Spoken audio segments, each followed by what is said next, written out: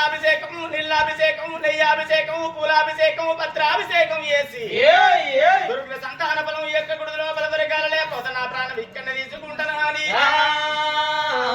బామా సుశీల అన్ను గుడి లోపల పూజ కట్టు గుడెనక గుడారం వేసుకొని హెచ్చవేటలకు నువ్వు అన్నదానం చేస్తాను అని రాజు గుడెనక గుడారం వేసుకొని ఉన్నాడు నా తల్లులారా